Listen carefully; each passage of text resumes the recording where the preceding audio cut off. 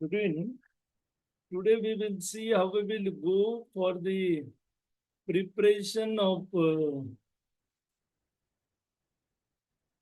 preparation for oral.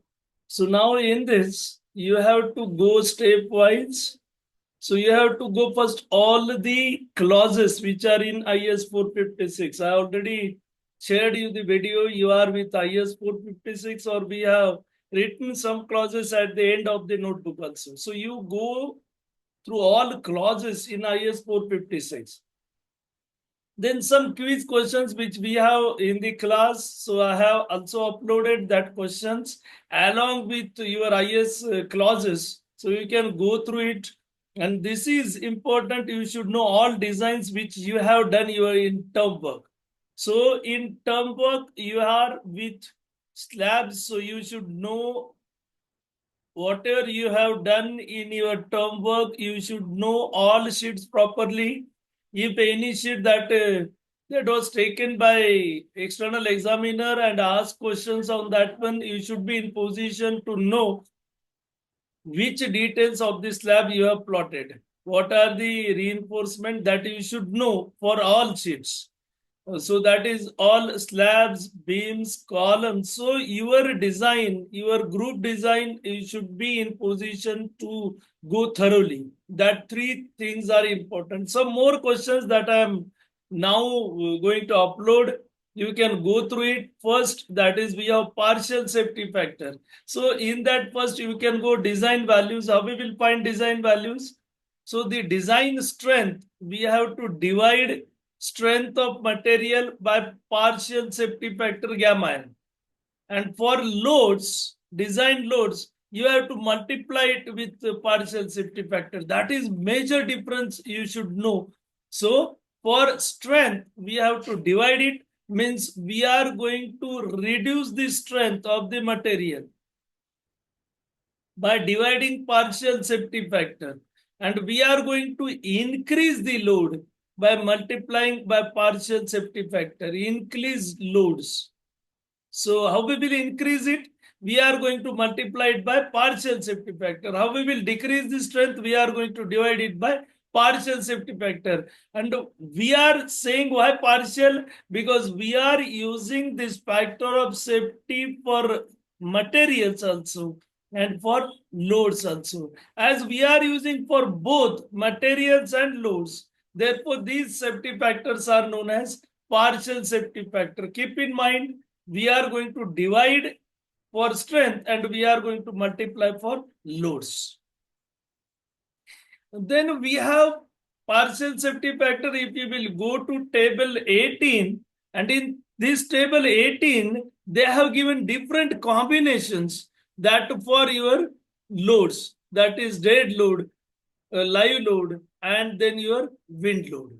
So we have mainly used dead load and imposed load, that is live load, and we have this taken as 1.5. So this table 18, which we are using partial safety factor for loads, and for strength, if you remember, we are going to use partial safety factor. For concrete, we are using 1.5, and for steel, we are using 1.15. That already we have seen in other videos also.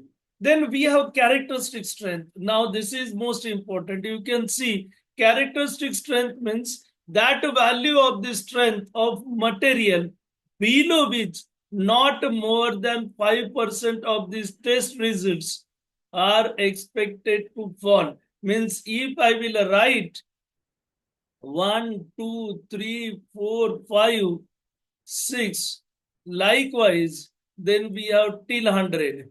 Then we are going to use value that is 6. This is in ascending order. So because they have mentioned not more than 5% below it. So if I will take 100, so it should not be more than 5.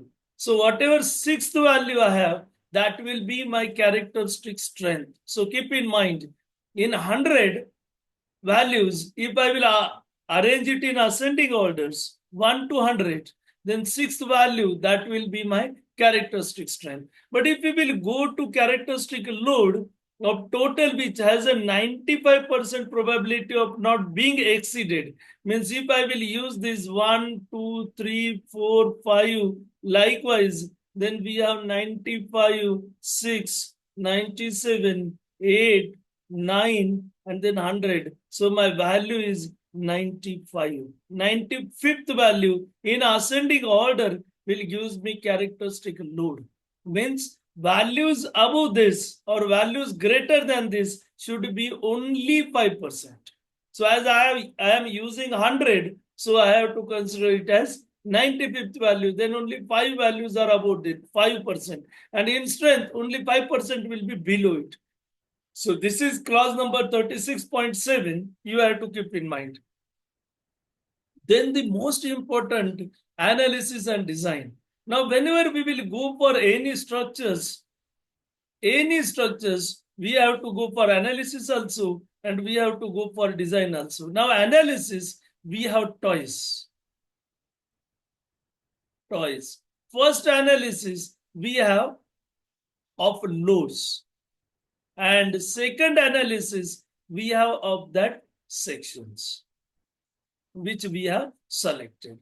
So we have analysis choice. First analysis, we are going to use loads, and by loads, we are going to find the critical value. If we have beams, then I have to find bending moment. If I have column, then we have to find value of P, that is PU. So depending upon your member, you have to find the value. Means if we have axial load, so we have 3 types of members.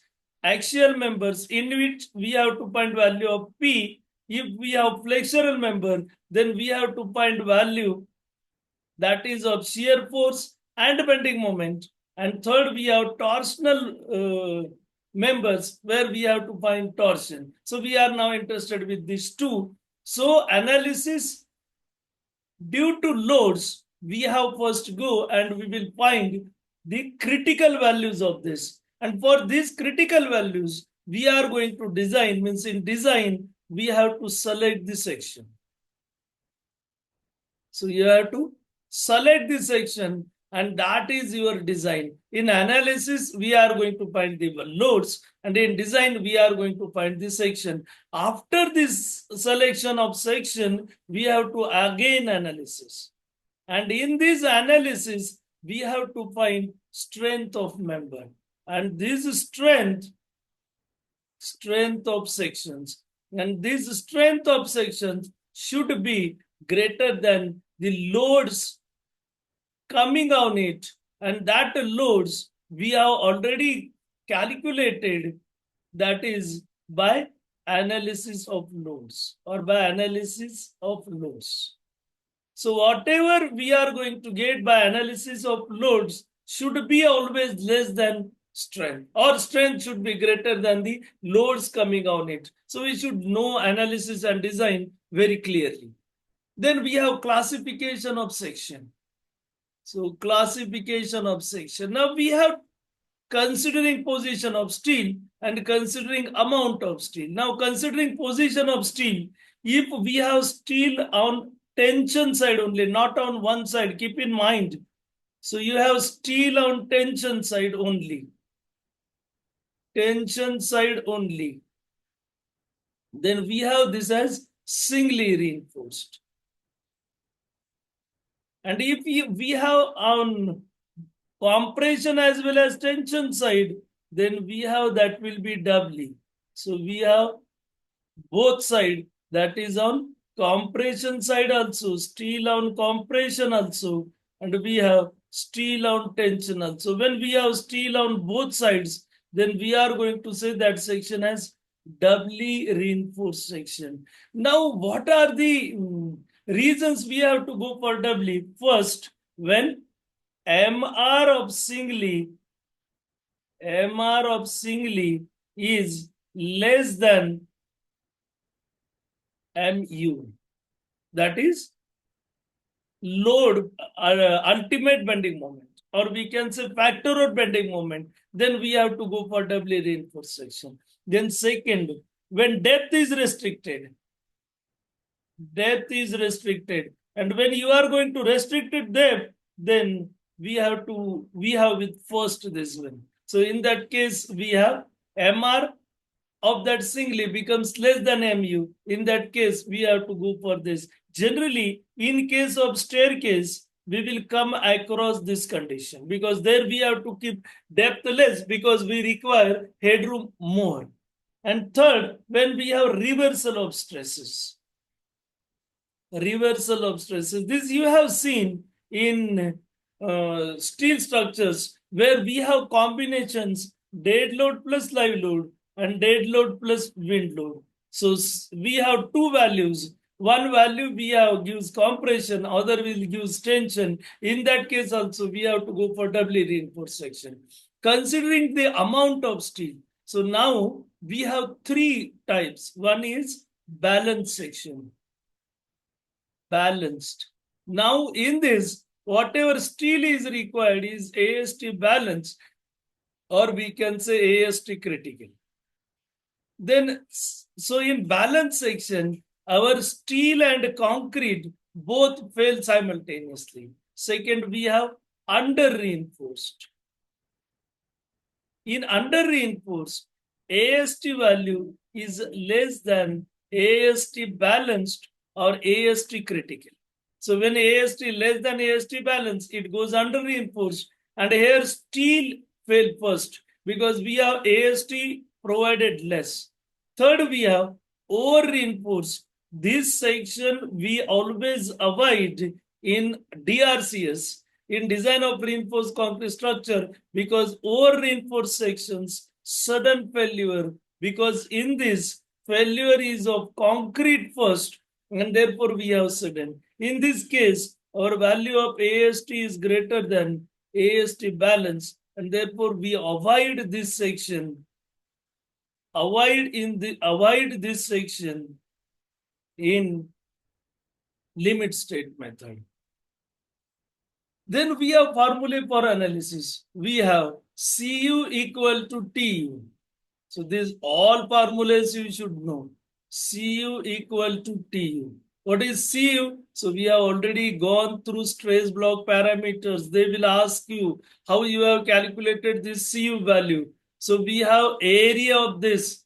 So that is 0.36 FCK XU. This is area of stress block parameters. Go through video of area of stress block parameter, or you can go through notebook also. We have this rectangle and we have this parabola.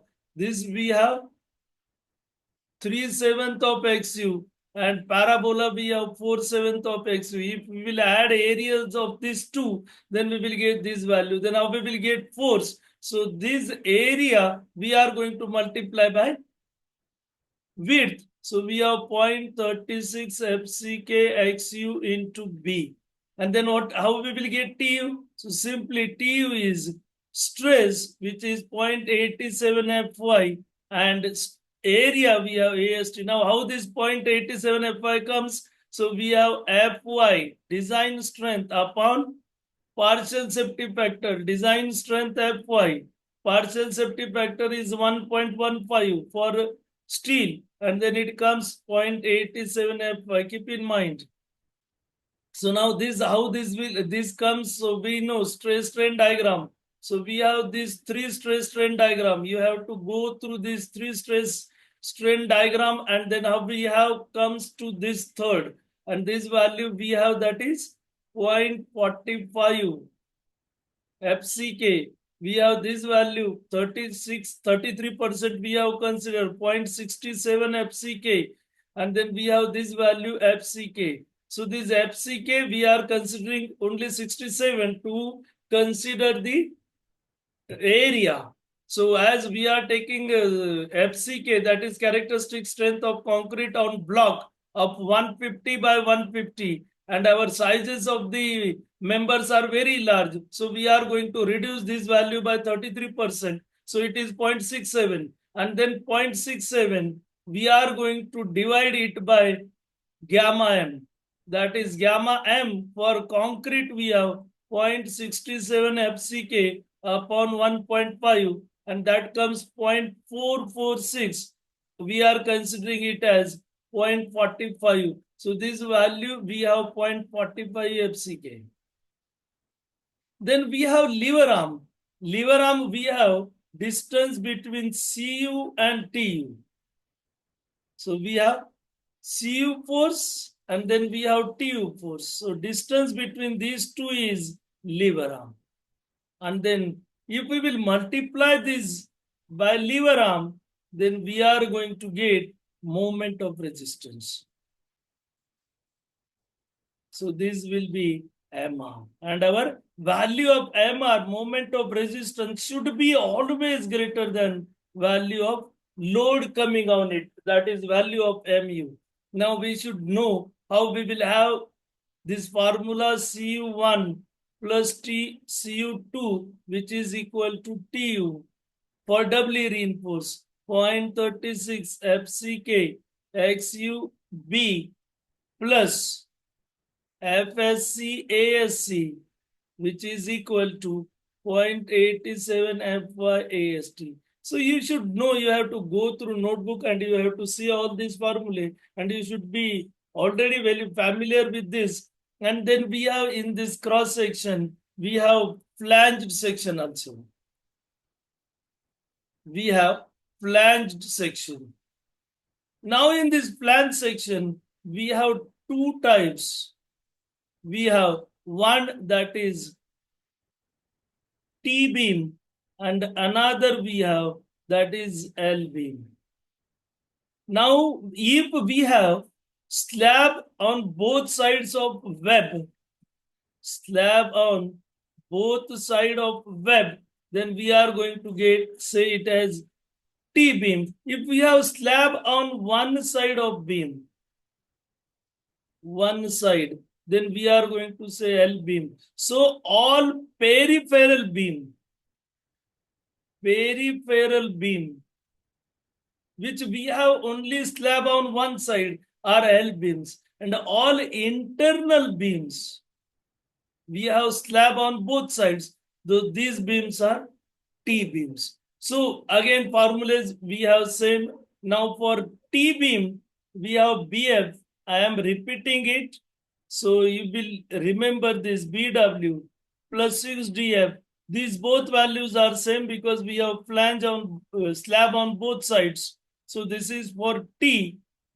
And for M we have L naught by 12 plus BW plus 3DF. So we have questions on these raw stress block parameters, how we have lever arm, then how this value of lever arm depends. Then we have value of KU max. Now we have KU max. If you remember this value of KU max, then we have this as 700 divided by 1100 plus 0.87 Fy. So already we have this value of KU max. If you remember this value of KU max, then we have three values of KU max. One value we have for Fe250, we have this value that is equal to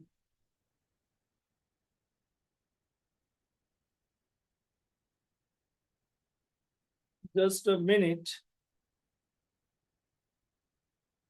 So we have just, I'm checking the formula. Is it 700 upon this? So for Fy250, we have this value 0.53.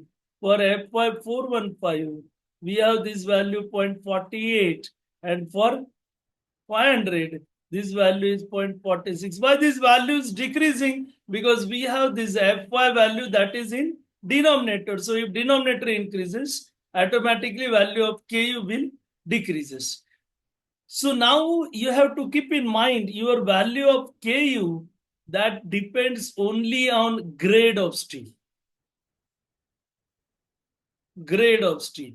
So your value of Ku depends on grade of steel. It is independent of grade of concrete. So depends only on grade of steel. So automatically XU max, that also depends on grade of student. So you have to go through it. Theory part you can go, you can see what we have done in the class. We need not require to go throughout, but we should be in position. We need not require to solve the problems, but we should know how we have solved the problems. So if we asked you, so how to find moment of resistance, then you have to go step by step. We have first step, we have to find XU. After finding XU, you have to compare with XU max. Compare with XU max. And if it is greater than XU greater than XU max, then we have to use XU max. And third, we have to find moment of resistance. So these three steps we should know. And if some problem is given, so then we should be in position to solve this. So likewise, we have to go questions from unit 1. So these are the questions which may ask on your unit 1. So go through this. So go through book and then uh, be prepared for oral. So now we will stop here only. So thank you.